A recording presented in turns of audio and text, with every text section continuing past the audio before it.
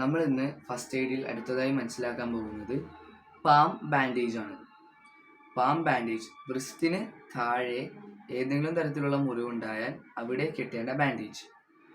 അപ്പോൾ അതിനായി ആവശ്യമുള്ളത് ഒരു ട്രയാങ്കുലർ ബാൻഡേജ്, പിന്നെ ഗ്യാസ് ഉപയോഗിച്ചുണ്ടാക്കിയ ഈ തരത്തിലുള്ള തുണി കൊണ്ടുണ്ടാക്കിയ പാഡുകളും, പിന്നെ ട്രയാങ്കുലർ ബാൻഡേജ് ഉറപ്പിക്കാൻ വേണ്ടി സേഫ്റ്റി പിൻസും. ഇതിനി എങ്ങനെ കെട്ടേണ്ടതെന്ന് കാണിച്ചു തരാം.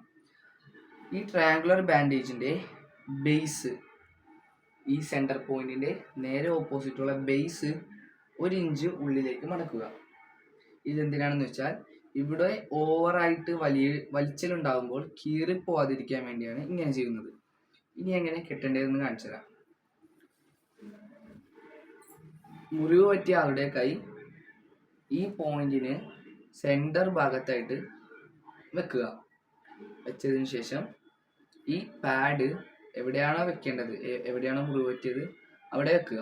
അവിടെ വെച്ചതിന് ശേഷം ഈ സെൻറ്റർ പോയിന്റ് വലിച്ച് ബ്രിസ്റ്റിൻ്റെ മുകളിൽ എത്തിക്കുക. അതിനുശേഷം ഈ 2 അറ്റങ്ങളും ക്രോസ് ചെയ്ത് ഓപ്പോസിറ്റ് ഡയറക്ഷനിൽ കൊണ്ടുവരിക.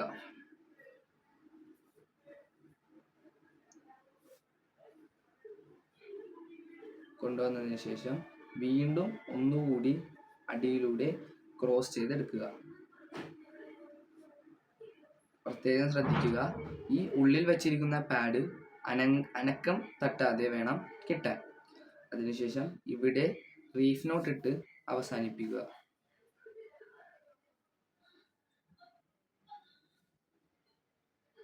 അതിനുശേഷം എക്സസ് ആയി വന്ന തുണി ഇവിടെ തന്നെ ചുരുട്ടി വെക്കുക. പിന്നീട് ഈ ഒരു പോർഷൻ, ടോപ്പ് പോർഷൻ ഒന്ന് വലിച്ച് ഇവിടുത്തെ ചുളിവുകളൊക്കെ നേരെയാക്കുക. അതിനുശേഷം ഈ കെട്ടിൻ്റെ മുകളിൽ കൂടി ഈ തുണി വെച്ച് സേഫ്റ്റി പിൻ ഉപയോഗിച്ച് ഉറപ്പിക്കുക.